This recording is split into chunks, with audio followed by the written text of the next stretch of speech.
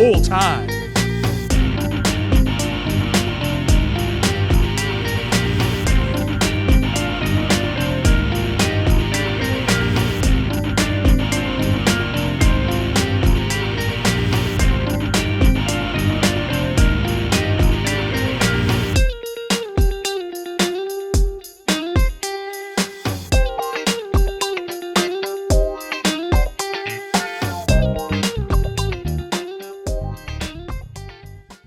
That was the hook right there. You looking shook right there. I can't really say much, but I'ma take it there. If it's my kids or my heart, you can get left there. In the spot where we met, see you later, take care. See, my mind ain't there when I see red flare. My head take over my body and I just don't care. Used to live in fear, now I just don't care. When it come to my city, boy, I'm a pioneer. Watch me break it down, take it down, move around, create a sound that's profound.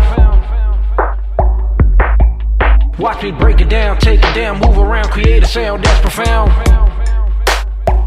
Yeah, yeah. This is the hook, this is the hook, this is the hook, this is the hook, this is the hook, this is the hook, this is the hook, this is the hook, this is the hook, hook, hook, hook, hook, hook, hook, hook.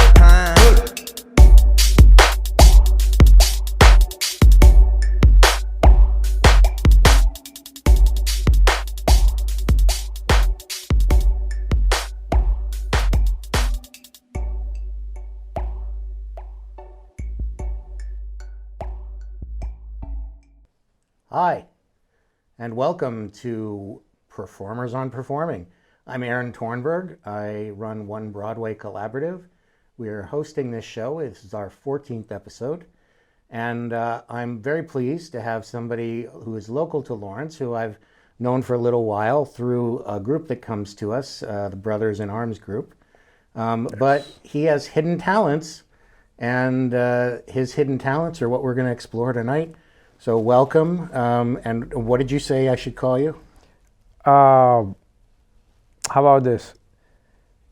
Publicly, everyone knows me as either DJ Urkel or Urkel. Family-wise, everybody knows me as Ramon, David, Guillermo. Okay.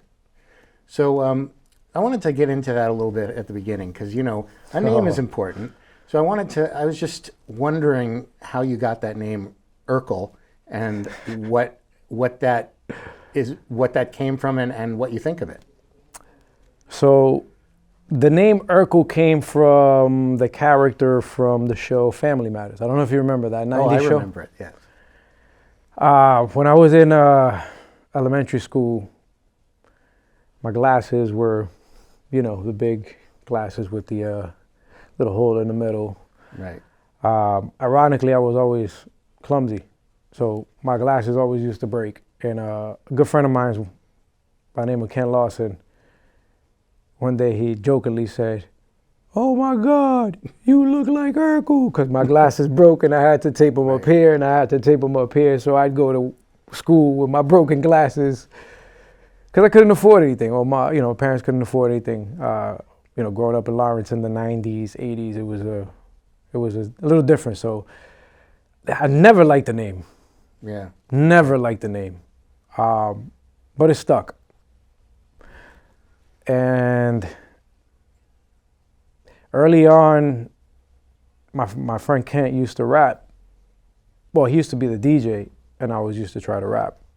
Ironically, I became the DJ, and he always used to rap in high school. So tables turned, and I just became DJ Urkel, and the name just stuck. Everybody just Urkel, and Did you come up with that idea to be DJ Urkel, or it was just sort of thrust on you? No, it just happened. It just, I just DJ'd, and then it was like, what's my DJ name? And everybody was like, Urkel. And I was like, okay, I guess, but I hate the name. Okay. Well, if you were to pick a name, you ever thought of another name? I could never think of anything else, so no. Okay. I mean, the only thing I would think of is my protege, who passed away quite a little while ago. But I never went that far because the name Urkel stuck, so it was just like, didn't matter. But if I would have picked a name, it would have been Clash. From your friend who passed away? He was actually my brother-in-law, Brother-in-law, okay. whom I'm not going to say I learned from him, but I used to just watch him, and I loved what he did. As a kid, I used to just beg my mom to go to my sister's house to watch him DJ, and every morning I hear the music come on, because he'd be up at 5, 6 in the morning, and I'd just go to his room and just watch what he was doing. And it was just a thrill, because what he was doing, scratching, cutting, bringing back records, what he was doing with the records was just amazing to me. Well, let's talk about that a bit, because I didn't get into rap and hip hop early. It took a while before I picked up on it and started to enjoy it. Yep. But I remember it. I mean, back in the day, I grew up in the 80s. And I'm up there. Yeah, so I do remember like scratching was a really big thing. Oh yeah. And breakdancing and all that stuff. So that's less really what's going on now. But what drew you to that? Like, how did you get into scratching? My brother-in-law was big into DJ battles. DJ battles is more tricks, more what can you do with the record. Throughout my history, I learned it's kind of off, but it's not, because it kind of bases the life of DJing. Early or mid 80s, late 80s, when the punk scene was out. I learned that in New York, most of the DJs that were hip hop DJs would never be able to DJ in clubs, because all they were really doing was, if you go back to the history of like hip hop, Africa Bambaataa, all the old school 80s hip hop, most of the records are really just getting played back and forth. So DJs would loop, whether it was a disco song, because most songs at that time were disco. Right. So we'd take certain records and bring them back to that one section, do the same thing over here, and that's what they would rap off of. And also people didn't care about their disco albums anymore Yeah. because they were morally opposed to disco. Yeah. So the only scene that allowed any hip hop in their clubs was the punk rock scene. So it made a lot of sense how punk rock and hip hop kind of mashed together, and then rock and roll kind of came out of nowhere, which made sense to me. But the DJing was more skills on how you can control the record. A lot of people used to ask me, how do you know where to stop the record to get back to that point? It was just rotations, counting beats.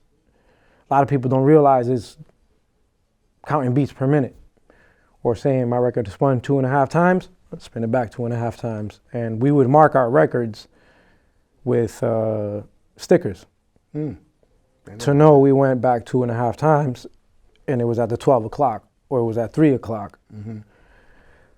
But at that time, it was more, can you keep the records on beat so the rapper can rap on them?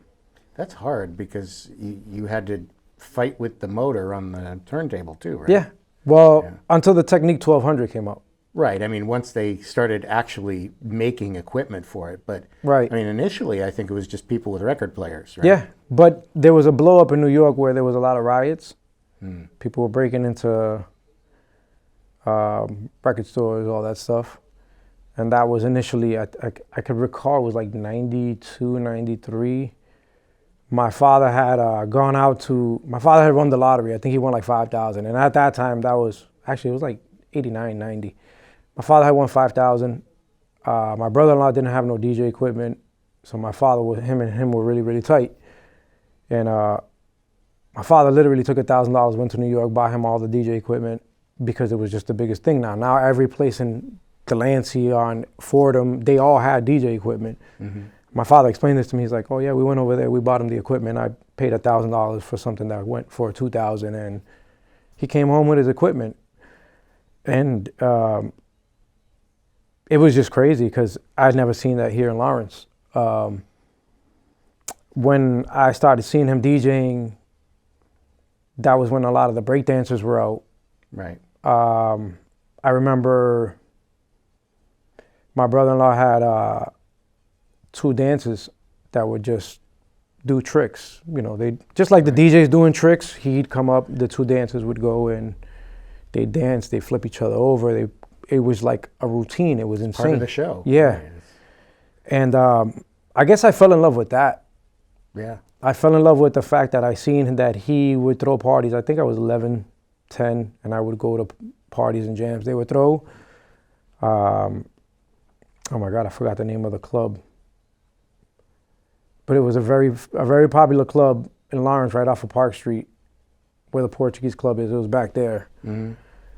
They used to throw parties back there all the time, and I'd be like the littlest kid in there, not even supposed to be in there. And I just loved the fact that he can get everybody to move. Right. He can get everybody to just flow with what he was playing. He would sit there and do tricks, and everybody would be like, oh, because not everybody could do that. Right. So I guess I was more fascinated by that, the art of being able to control a crowd with music. Yeah. Well, so when you do performance as a DJ, sounds like that's where you get what you're talking about. You've got the guy scratching. Yep. And you've got the breakdancers in the front. Yep. So it is kind of a whole choreographed thing. But when you say, like, when they're making the beats early on and you have to keep the beat for the rapper, it didn't matter what you were playing, you would just like find a record, or they specifically, like, did they tailor it? You would there was more specified sections of the songs, like the breakdowns of the beat, where, let's just say, a disco song, and then they're singing, and then all of a sudden there's that one section that's just an instrumental. That one section would be what most people would rap on. And so basically they'd be taking some popular music, yeah, just looping it, looping popular music, yeah, and using that to rap over. But nobody would know, because nobody usually listens to that part. Right. So from what I learned, that's where most of it came from. I mean, now it's a lot easier for people to make their own beat and to do the similar thing with the computer, but that's pretty ingenious that you take a record and you hear a bit of it, and I guess you had to identify in your head what would sound good with what you want to do for a particular beat. Yeah. And then you'd basically be listening to albums for that all the time. Yeah. And similar to finding samples. Right. But you'd probably be scouring the record sales over in the garage sales. Oh, yeah. I used to go to all the mom and pop stores that nobody would go to. Right. And I'd find the most random records, and I'd just listen. And then it got to a certain point where there were DJ battles.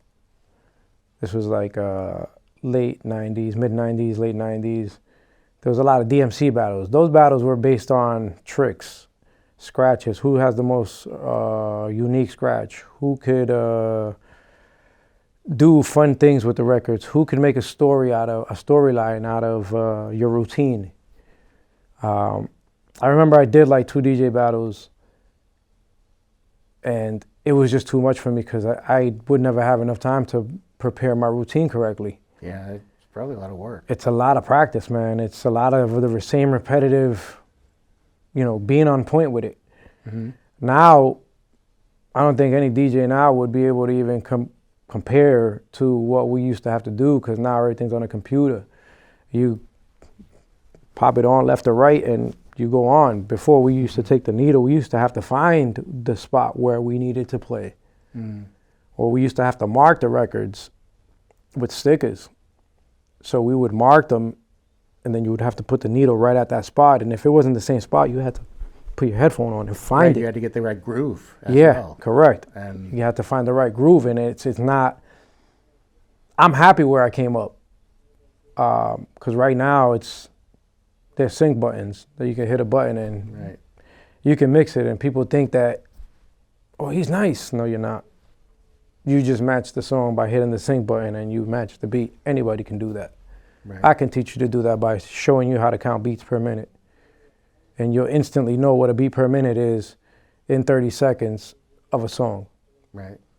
So I can tell you, even with the computers instantly tell you. We used to actually have to write it on the record or on the sleeve of the record, and we used to organize them by BPMs based on what we knew. Did you have to count the beats per minute, or was there a way of? Normally we would have to count them. Wow, that's hard to do too. Not necessarily. If you look at it, it's like counting full quarters in a dollar. Yeah. As long as you can get that quarter, you can pull out what the dollar is. So if I counted 8 beats in a quarter of a minute, obviously there's 8 times 4 is what? 64? So it'd be 64 beats per minute. So you gotta have good math skills if you're Somewhat. a DJ. Yeah, Oh, of course. Yeah. Because if you ain't getting paid right. true too. So, But being able to do that in your head is important. I Yeah. guess, if you, yeah. especially if you're doing a DJ battle and you have to come up with something. Because a lot of stuff you have to, with DJ battles, you can go from a 90 BPM to a 60. But how do you transition that? And then there's the multiple speeds you could use Yeah. in order to speed it up to double or Well, we have 33, 45, and there was 78, 78, yeah. 78 at the time. 78 was a little crazy.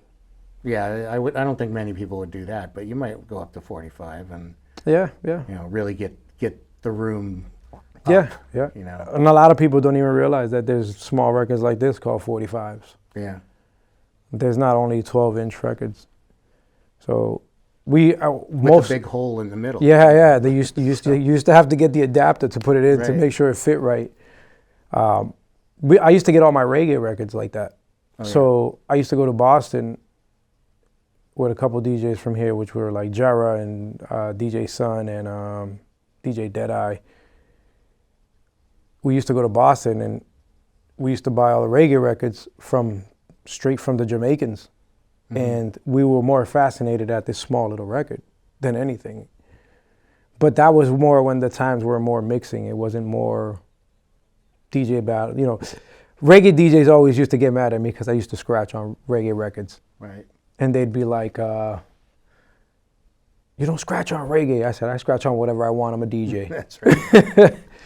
So a lot of that was, it was a great experience because I know a lot of these kids right now, they wouldn't even fathom what that feels like. Or going into a reggae store and hearing them play 40 songs in less than 10 minutes. Right. And you know which ones are the hits. So it was always crazy and interesting. Really, really fun. Yeah. So when you did that, how many turntables did you see? Like the maximum? Was it always 2, or did people like try to do 3, 4, 5? I mean, 6? that was always an interesting thing because depending on what club we would go to, Yeah. you would see probably 3 or 4 of them. Yeah. But that was more for the house tech DJs. Because the house DJs and the techno DJs at the time, they'd mix 4 records at once and they'd be going all in sync. That would fascinate me because I'm like, wait, how do you keep it going all in sync without you touching not one of them? For me, it was more the 2 turntables and the mixer and a microphone, more or less the elements of hip hop, Mm-hmm. which is the turntables, the mic, Yeah. MC, the DJ, the rapper, it was just the dancers, graffiti. I used to do graffiti too. So you didn't rap? I'm not going to say I didn't. Okay, we're going to fast forward. So up in the mid-90s, 95, 96, graduated high school 97, I started DJing on my high school events, started throwing my own parties. Then we started doing mixtapes. Mm. I would put myself in competition with DJs from New York because New York had a big mixtape scene. We started doing mixtapes here. I was always into rapping for some odd reason. I like writing poetry, so I used to write my feelings on papers, and I used to make it rhyme. I started rapping junior year of high school. Okay. I wasn't even thinking about DJing at that time. One of my friends was always a DJ. My friend Kent, he was a DJ, and I was trying to rap. We used to be in a group, minority group in high school. One of the members was Corey Rex, who's well known in Lawrence. Well, he's from Lawrence. He's well known all over the world at this point, and I'm so happy that he is, because he deserves way more than that. Yeah. Phenomenal rapper. And it's funny, I did an interview with him in another podcast. I was DJing for the podcast, and for Melix's podcast. Okay. And I'm DJing for it, and he was the guest. And I reminded him of that. He was like, "Oh my God, that's right. You did used to rap." Mm-hmm. And I'm like, "Yeah, I always used to like it, but it wasn't my thing." And then I got more into the DJing, and then now I'm more into the writing, producing, making music. So, yeah, I rap. So when you say making music, you're talking about making the beats and then singing or rapping over them? Making the beats, producing, which is producing. I engineer a lot. Not a lot, but I'm into the engineering. Mm-hmm. I'm kind of like a background voice for a couple artists I work with. I try to be not executive producer because I don't got the money Okay. like that, but I try to help them. For some odd reason, I hear things. I just hear certain things, and when I hear these things, I let them know, and they try it. And if it works, it works. If it don't, it don't. If they're comfortable, it's fine. But I try to be that background voice for them. But I also do write lyrics. I write for singers. A lot of people don't know this because I've kind of kept that hidden. Well, it's a good skill. You shouldn't hide it. No, I haven't. In the past 3 years, I connected with one of my little cousins, and one of the things he told me was, I told him, I said, "I want you to do this rhyme. I want you to perform it." And he would say, "No, if you're performing it, if you're writing it, you're supposed to perform it. God made you write it so you can let people hear you." Mm-hmm. This was about 3 years ago, which made me really realize, like, yeah, you're right. You're right. And so I've been recording. I've got about 12 songs. I've probably released 2 songs.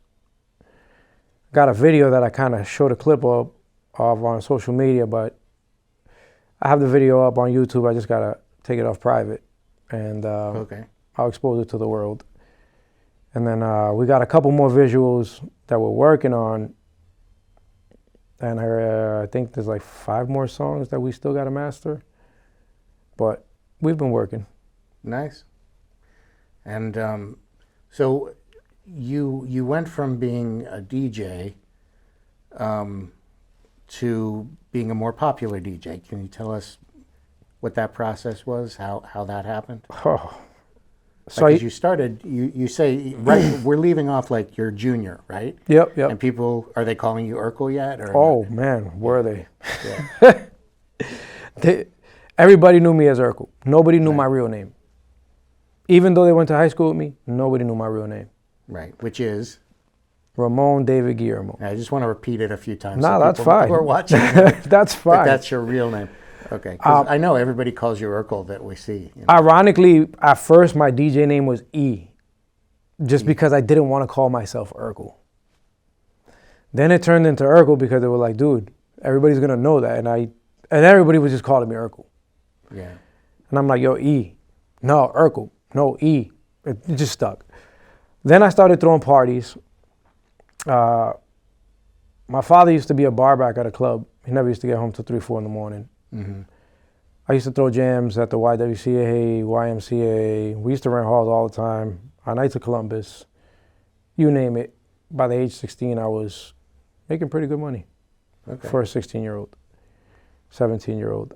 My father would never be home. My brother would call me, or I'd call my brother and I'd be like, who's home? Oh, me and the cousins. Why? Clean out the living room. We're throwing a party. Everybody wants to still party. So we would continuously party. My father would get home 3 or 4 in the morning. Everybody would be like, who's this guy? Mm-hmm. And my father would just join the party. And I ended up starting DJing 18 plus clubs at the age of 17. I wasn't even legal to be in there. I think I was 16. Loft and Ladle, Okay. where Vaca is right now. Oh, really? That used to be a club. Right around the corner. Yep. That's one of the first clubs I DJ'd in Lawrence. Then I just started getting hired all over the place because I had a really great following. And everybody just used to follow what we did. Then I started doing radio on Power. Well, it was CCM at the time, WCCM. Shout out to DJ Buddha, who he got us in there. We used to do a late night show. Then we kind of just started going everywhere from there. We did Bahama Beach Club in Nashville. We did Bahama Beach Club in Saugus. We were doing like, you name it, the clubs that we were there. And then it just expanded from there. And it was just crazy. It was crazy because the performing was more where I lived. Like I lived for seeing people having fun. I used to just love the fact that, again, I could move tons and tons of people by playing specific songs. And when I would scratch or I would bring back the record, it was like, oh, he can do that too?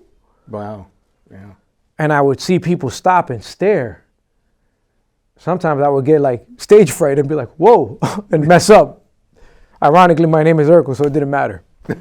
So it kind of worked out in the long run. But yeah, performing was one of the biggest things for me. And then I had kids. Right. Well, when you performed, you had your own equipment as well? So the funny thing was, one of us, there was like 3 of us that would always go DJ parties together. One of us would have probably 2 speakers. Mm-hmm. The other one of us would have 2 turntables. The other one would have a mixer. The other one would have 2 amps. And then eventually one of my friends and myself, we decided, hey, after we throw these parties, let's put our money together. Let's buy each other equipment so that way we all have equipment for each other in case we have our own private parties and everybody can just go about their separate ways without interfering with anybody's money, which worked out great. A few of us didn't want to do it, which was fine. But anytime, if I don't have the equipment or if I didn't have the equipment, one of us had it. So we'd always just look out for each other. That's nice. You'd be able to, I mean, that's kind of what people do now too, you know. If you don't have it, musicians like to help each other out. Yeah. If it isn't needed, you might as well give it to someone else to Right. use. And so, Right. The funny thing is I've had 808 machines, the beat machines. yeah. Never cared for them. I used to give them away because I wasn't into the producing. I kick myself now because I wish I would have kept it. But Well, you could get one now if you want. right, but that one was free. No, but I know it's just to know that I had it is the crazier part. Mm-hmm. But I'm selfless. I don't care. If I have something and I'm not using it and I know you can use it, I'd rather you use it. Yeah. Well, so we had a DJ battle the other night, and it was interesting because you could tell there were some DJs that scratched. There was really one in particular who scratched a lot, but most of them, they don't do that anymore. It seems like it's almost a lost art. Well, remember that sync button I was just talking about? Yes. That's the problem. Yeah, it's too easy. Well, in the words of, I seen an interview with Jazzy Jeff not too long ago. Somebody asked him a question. It wasn't an interview. They just asked him a question. He was on a panel. They said, how do you feel about this sync button and people saying people ain't real because of the sync button? And I had to agree with him. If you don't see it, it's not there. If you really look at it, it's there. But if you don't see it, it's really not there. So if you're using that, hey, more power to you, but you just tell me who you are by doing that. Sometimes I don't even use headphones because of computers now. I can see the wave, I can read the wave. I can tell you where the drum is, I can tell you where the snare is, I can tell you where the hi-hat is. I can tell you all of that by looking at that wave. We never had that before. What were you using before to tell that? Like Headphones. You had to use headphones. Just listening for the beat? You had to listen. And while something else is playing, you're listening to a different beat to cue up the next thing? Yeah. That's tough. Now it's just more mixing. Right. A lot of DJs think it's mixing. No. You're not a DJ if you just mix. You're a mixer. Right. A DJ scratches, a DJ juggles, a DJ brings back records, a DJ is a host, a DJ can move a crowd with his voice as well. The word MC. Yeah. Master ceremonies. Moving crowds. Oh, moving crowds. So that's a good way to put it too. So we always used it as that. So I was a DJ and an MC at the same time. And I never really, wow, now you say that. I never really looked at it like that, but yeah, that's really what I was. Yeah. Or motivating the crowd. Mm-hmm. Now you have DJs who mix, and then you have a host. Right. I don't like that at certain times because sometimes some hosts, they can't read what you're going to play, and they don't know how you play, so they can't keep up with you. Well, a lot of the older DJs, like if you're going to look at the word DJ in terms of like a wedding DJ or something like that, not the same, but what they do that is sort of similar is they are trying to get the crowd going. It's actually really important at a wedding, for example, to have somebody there to tell you when you're doing things. And that's kind of what an MC would do with a crowd, like you're saying, is you kind of need to tell them when they're up and when they're down and what's next. Yeah and no. Yeah? Here's the interesting part. You say weddings, right? Yeah. I'm a one-man wedding team. Right. I've done a numerous amount of weddings, and I've done it myself. I set up myself, I break down myself, I'll spend a whole day in this place. I never ever hire a host because I can do it myself now. With the computers now, so easy. Before, like I see what you're saying, but at the same time, not really. Because most weddings are pre-organized. Right. I get a wedding playlist. Yeah. So I'm technically getting a playlist for what the bride and the groom want. Right. I'm not picking and choosing. Although I do, because I throw my little spices in there. It's like making food. You know, you got your ingredients, but then you got to add more things into it to make it spicy and make it flavorful. Right. And that's what I've learned that I've had to do as a DJ, and in order to stand out on my performance. A lot of my life itself, what I've dealt with and what I've been through, has also helped me deal with that. Mm-hmm. I used to love the clubs. Not that I hate, I'm not going to use that word. I don't like clubs anymore. I used to love being in the middle of everything, and now I'm more into intimate things. Club scene is more raunchy. Well, it's who can dance the most. It's who can mix Yeah. the most records in the least amount of time. Oh, yeah. Before, you used to have to make sure people stayed dancing to that song. 3 minutes is a long time. Yeah. Now, you can't even get somebody to dance for less than a minute. For more than a minute, I'm sorry. Mm-hmm. 45 seconds, first hook, first chorus, song is getting switched. It's complete different ballgame now. So I don't mix too well in the club scene anymore.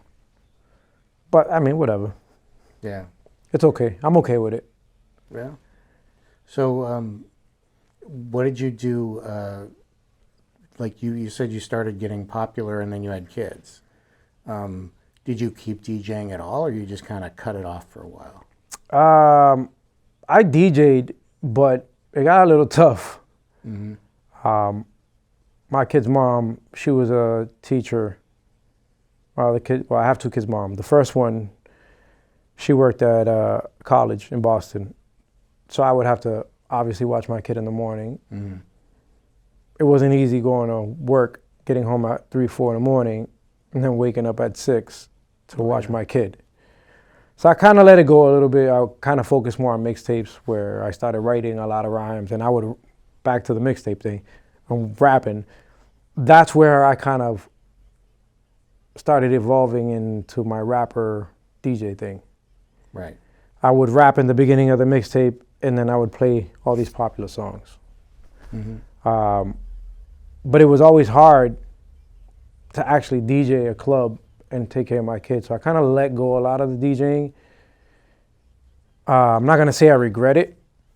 I would never regret it, because I was able to be a father, a stay-at-home father, for a few years for my first kid. And then my other 3 children, I was there for a good 15, 14 years. Yeah. So I would never regret it, because at least I was able to do something that I never got. So it was, what's the word I'm looking for? It was rewarding. Yeah. To know that I still DJ, because that was something I loved. I still love it, but it has to be specific events. I can't just DJ any event like that. And the funny thing is as a performer, you know when you perform like for the first time and you get the butterflies in your stomach, Right. and you get all nerved up and anxiety kicks in, I still get that. Yeah. So I know I love it. And the funny thing is I never used to care about the money. Never used to care about it. I used to just love the art. Still love the art, but now I'm more, like I said, more into the music, and I try to put all of that into the music now versus just DJing. Do you still have the records and scratch? Oh man, ironically I don't. No? Which is a tragedy, because I had probably this whole wall. Oh yeah, I can imagine. Probably had 20,000, 30,000 records. And they cost 25 cents a piece at a garage sale. No, not, well, yeah, at the garage sale. But we used to go to New York, we used to go to Boston, and we used to have to pay $15, $20 a record. So Oh, really? I used to spend $300, $400 on records each time I went. Yeah. And I used to come with a pack like this, half a crate of records. Yeah. But it was rewarding because nobody had them. Right.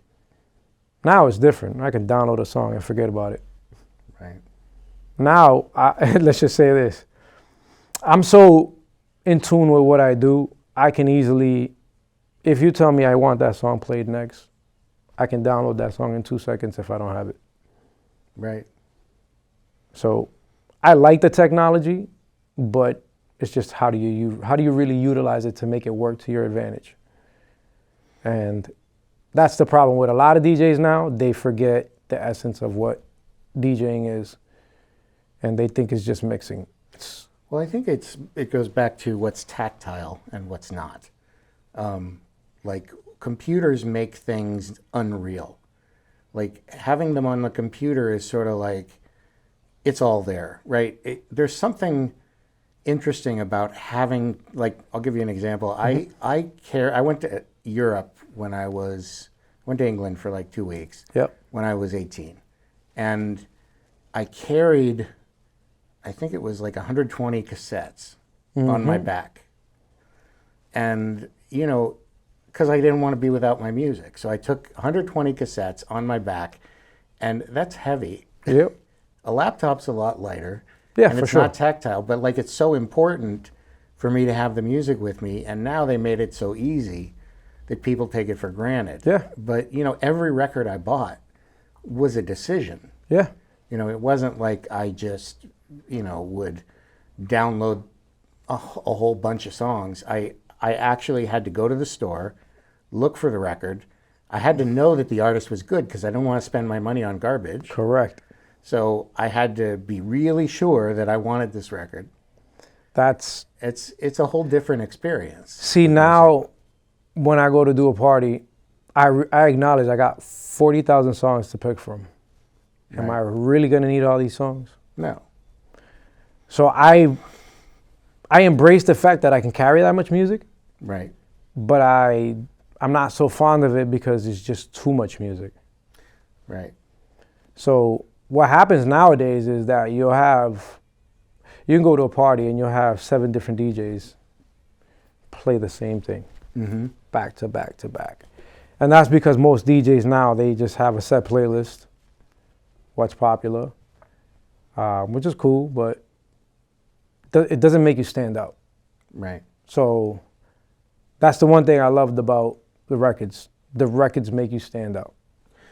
I think that, there are people who can still do the scratching on the modern equipment and make it good. But it's different when you have to carry the record with you. Every song you play is curated. We used to carry, remember the long milk crates? Oh yeah. We used to carry 6 of those. So my entourage was 10 people. Yeah. 2 would carry turntables, 1 would carry a mixer with a bag with wires, the others would carry 1 crate apiece. So we're talking about 6 crates, easy. Right. Just to be able to play a set. For 6 hours. Yeah. And we used to play 1 DJ 5 to 6 hours straight. Yeah. Not 2 or 3 DJs in 4 hours. Or 2-hour sets, as they call them. Right. Well, I think sets have gotten shorter too in general. An hour sets now. Yeah. So they charge you, now you get paid by your set. Right. I don't fall into that. Yeah. I pay me for my day. Pay me for my night. Because you're going to want me to stay here. And what ends up happening is too, a lot of promoters cross-promote. So they'll book you here and then they'll book you over there. Then this promoter gets mad because you went over there and the crowd went from there over there. Yeah. So it's just too much. For me, it's too much. I don't understand that whole side of it. I used to promote too, so I used to do my own parties. Right. And it's just not the same. What's the promotion side like? How did you get people to come? I used to actually have a team of people. So while I was doing all that, I had a crew of guys that used to break dance and we used to dance house music. Okay. And do capoeira. Not sure if you know what that is. I've heard the term, but I don't know. It's a Brazilian martial arts. We had a building up on East Haverhill Street that we used to go and practice. And we all used to hang out there and do all that. These guys used to go to different schools. A few guys were from Haverhill, a couple guys from Lowell, a couple guys went to the Volk in South Lawrence, a couple of us went to Lawrence High. Mm-hmm. We'd all meet there, we'd talk about it, we all make flyers. We print them out. One of my friends was in a print shop in the Volk. He'd print them up, we'd meet over there, we'd cut them all up, we'd all split them up, and we'd get everybody there. Right. Team effort. Cool. Well, you have a lot of interesting experience that leads you to where you are today, but what are your goals now? How do you, you're writing songs. Yep. You're writing them for yourself and other people, but do you see yourself really starting to produce a lot, or are you still kind of just occasionally? I see myself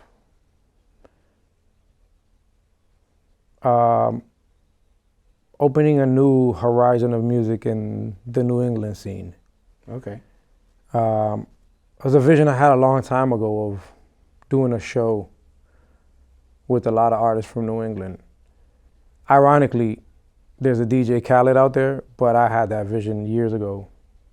Yeah. I was signed to a record label that came out of here.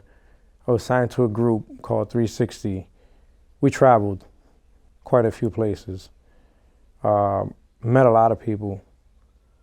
And that led me to see, like, wow, number one, there's a big world out there. And number two, we have a lot of talent out here that everybody's scared to expose. And number three, if anybody can do it, it's me. Okay. So I'm still on my mission. I just think right now what I have to do is really let everybody see my vision first, Mm-hmm. and then everybody will follow. Okay. Because a lot of times people don't believe until they actually see. Well, 90% of the time. People don't believe until they see and hear. And most of the music that I make is a reflection of what's actually happening, what I actually feel, what I actually think, and my perspective. Right. Well, that's an artist. Yeah. So, yeah. But that's the thing, is you have to perform it in order to show people that it's there. So you should. That's should do it at One Broadway right here. I know I should. I got to come out here. Yeah. I've just been very shy, Well, nonetheless. we should get you over that, because you should get your stuff out there. I mean, if you're producing it in the studio and you want it released, and performing it live, like you said, it's a special. It's what you started with, was you loved performing. Yeah, you're right. And that's kind of what this show is about. It's, you got to get out there and show what you do. Sitting, everybody likes to sit in their room, right? Because of COVID. Yeah.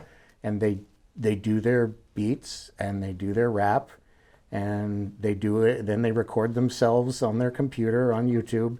They send it out there and it gets a bunch of hits. But, it doesn't necessarily fulfill you as an artist to do it that way. It's much better if you're in front of people and you can face them. I think with me, it's the fact that I want to actually release my first full project.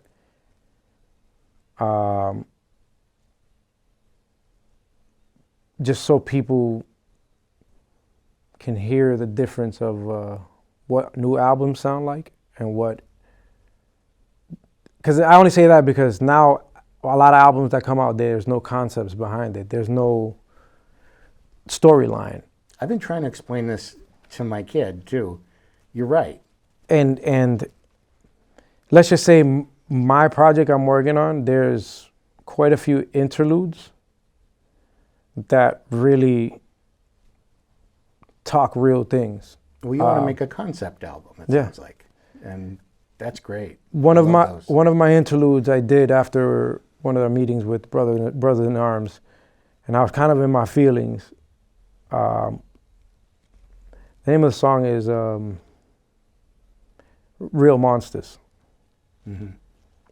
And it's basically talking about the real monsters in a man's head when it comes to a lot of things.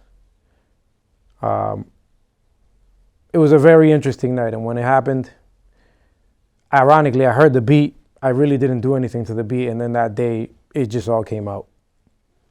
Sometimes that's the best way.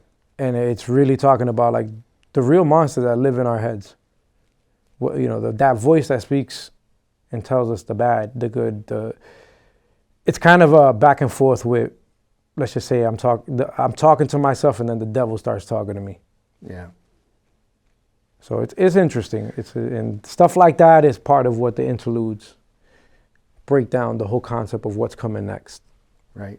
So it's going to be, once I'm done that, I'm going to focus a lot more on performances and really letting myself be heard, seen, known.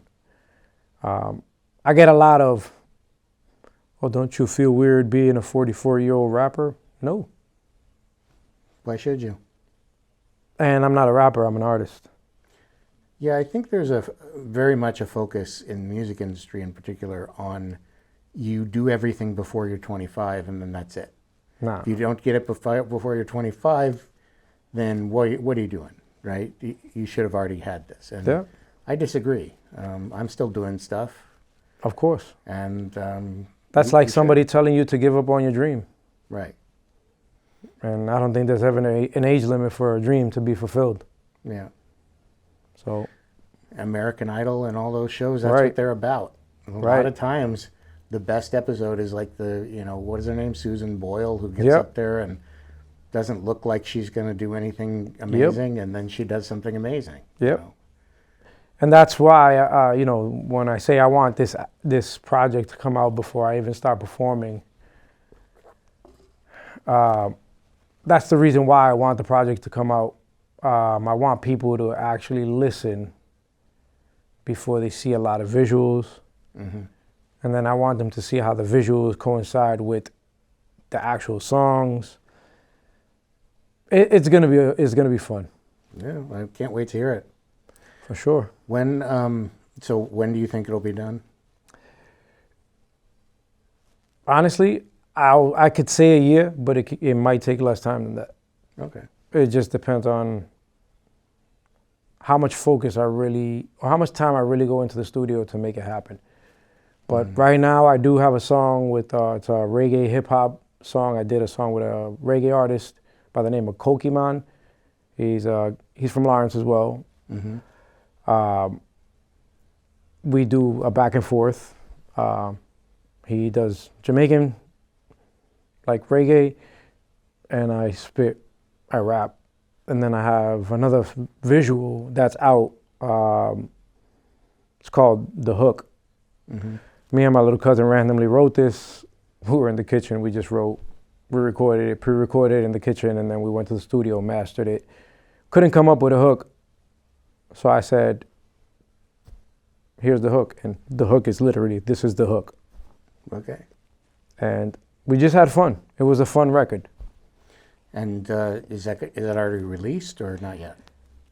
I'm probably going to release it tonight. Okay. The visual, I gave a little sneak peek of the visual, but right after I leave here, I think I'm going to go home and upload it on YouTube. And you're going to send us a copy so we can put it in the show, right? Oh, by all means. Yeah. By all means. So this is a good point to end. We're getting toward the end. Did you have anything else you wanted to share about your socials and tell people where to find you, that kind of stuff? Instagram at Stefan _Urkel. So STEPHAN_ERKEL. So not the way that No use. Julia White spells it. I don't need no copyright infringement or lawsuits. Hence why the name was DJE. DJE Urkel. Yeah, got it. I was wondering about that when you said that. I was like, does he know that it's a U and not an E? And Oh yeah. I couldn't. I couldn't. So, but we'll I guess right now take a look at your new song. Oh yeah, for sure. It's called The Hook, featuring the Kid Amazing, my little cousin, and he's an amazing kid. Okay. And I have the other single out called Gunman Test with Kokiman. That's a very direct, very fun record. The Hook is more fun. Okay. It was more just, let's have some fun and record a song. That's what recording a song is. Right. So this has been Performers on Performing, and we're at One Broadway Collaborative, which is at 468 Essex Street. If you want to check out our shows, you can go to onebroadway.org. That's onebroadway.org. You can check out, I don't know, I guess Urkel. Urkel's fine. Urkel's fine. ERKEL. Or David. Yeah. Or what was it? Was the first name? Ramon. Ramon. Either way. Yeah. And you can check him out on Instagram at Stefan_ERKEL. And I'm here talking about the YouTube, and I didn't even say the YouTube. So it's YouTube. youtube.com DJERKEL. Okay, good. So we got the YouTube too. Yep. All right, so that's it for this episode, and stay tuned for more coming up.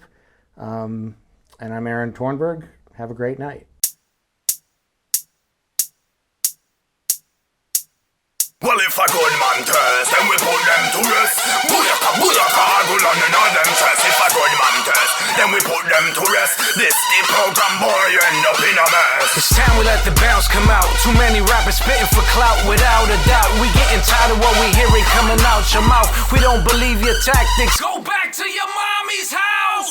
You heard me say it, verses spraying, messes made in. Boy, you really ain't saying a damn thing. Let the fire ring, let the bells ring. Sounded suspect like homie Jiggling.